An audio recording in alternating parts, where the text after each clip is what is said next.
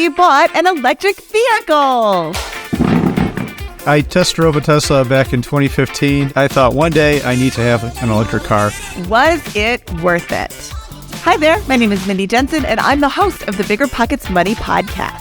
Joining me today is my husband, Carl, to talk about our recent electric vehicle purchase. So EVs are clearly the future. And share if we think it was worth it.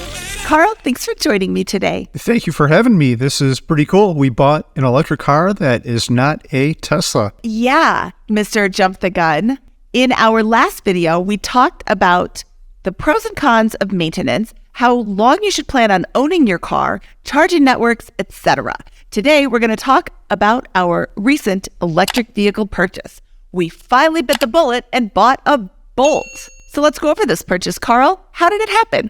Well, we'll go into the specific reason a little bit later, but last fall we decided to buy a Bolt, and let me tell you, a Bolt is not an easy car to buy. How long did it take for the car to actually arrive? So we ordered the car in mid-September, and the car was supposed to show up in January sometime. The car did not end up arriving until April. April? That seems a little bit longer than January. Yeah, I think Chevy had some problems. If you're familiar with EVs on the Bolt, they had a little problem in that some of them spontaneously combusted. Batteries weren't quite right, but they've ironed that part out. Yes, so far our car has not spontaneously combusted. Carl, how much did we pay for this vehicle? The sticker price was $30,185. That was before taxes and registration, all that other stuff. But the cool thing about an EV is this one has a tax credit, which comes out to $9,500. So after that, the car will have cost us $20,865. And Carl, how long are we planning on owning this vehicle? We bought it outright. We didn't finance it. We didn't lease it. Yeah, just like my stocks and investments, my holding period is forever, or that's what I try to do with cars. We still have our 2003 Honda Element, which is about to celebrate its 20th birthday in July. Similar to that, I hope to keep this car until it dies or something happens to it.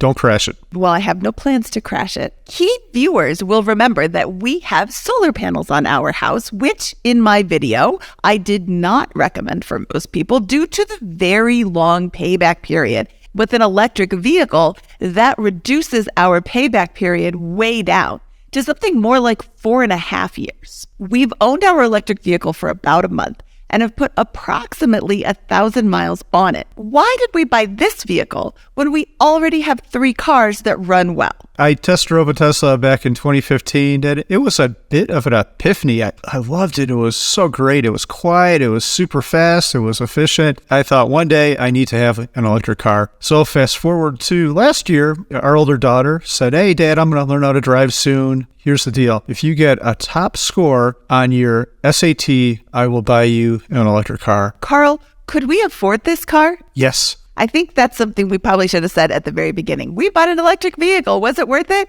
Yes, because we can afford it. First and foremost, we can afford to buy this car. Let's look at the numbers on this car, Carl.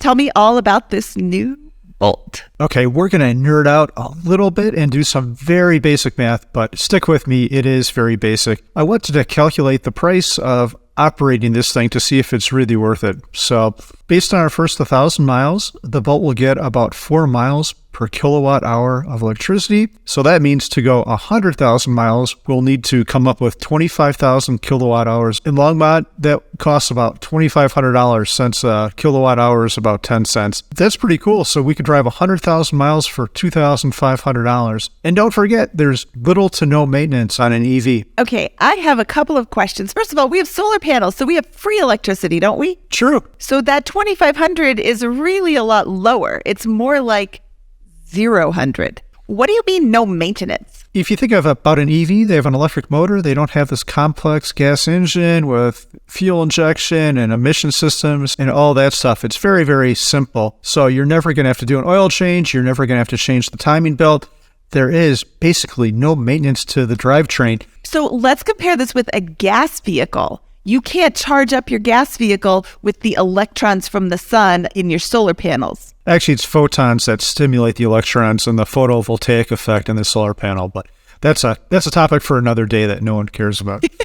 Anyway, a gas car will get about 25 miles per gallon, that's the U.S. fleet average. So you're going to buy about 4,000 gallons of fuel to go 100,000 miles. I priced fuel conservatively at $3. It actually hasn't been that low since May of 2021. So over the course of 100,000 miles, you'll spend about $12,000 in fuel for your gas car. Again, compare that to the $2,500 for the EV, and you're saving about $9,500 by driving the electric vehicle. And that is, again, if you're paying for your electricity, which we are not. Okay, let's look at the positives, the pros of buying this car. Yeah, the Bolt is a super great deal. Remember, it cost us under $21,000. And I want to also say that we have the fancier version. We have the EUV, and we also got a couple options on that. Like the steering wheel heats up. I didn't know cars did this. Again, we have very old cars, but you press a button and the steering wheel heats up. You press another button and your butt gets warm. The seats warm up. Like, who knew? People with more recent vehicles than a 2003 Honda Element knew, sweetheart. So the average price of a car in the United States now is almost $50,000. So we pay less than half of the price of a new car. Another positive is we're going to save a ton in fuel. And as you pointed out, the solar panels mean we don't have to pay for any fuel whatsoever. We're never going to have to pay for any maintenance except an occasional brake job if you keep up your aggressive driving habits. And seatbelt check.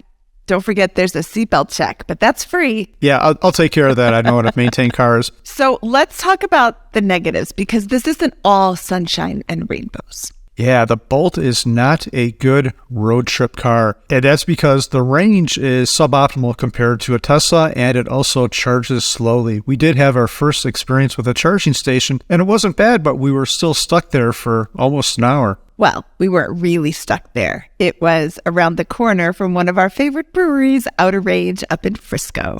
So, nerd alert, Bolt does not have a heat pump. More modern EVs, like a Tesla, have a heat pump, and a heat pump is much more efficient in heating the cabin of a car. So if it's cold in the winter, you're going to drain the battery much faster driving the Bolt. One other disadvantage is the Bolt is heavy. Those batteries weigh a lot. So I looked up the weight. It's almost 4,000 pounds, where a comparable Civic is about 3,000 pounds. You're going to be buying tires a little bit more frequently. The final negative I have for the Bolt is you might not actually be able to buy it. The Bolt was such a good car because it was an entry-level EV. You could get this thing for dirt cheap, only $20,000, or even a little bit less if you have good tax credits where you're at, or you don't get some of the fancy options that we got, that heated steering wheel. But GM just announced, I think yesterday, that they are not going to make this car after this year. It is done.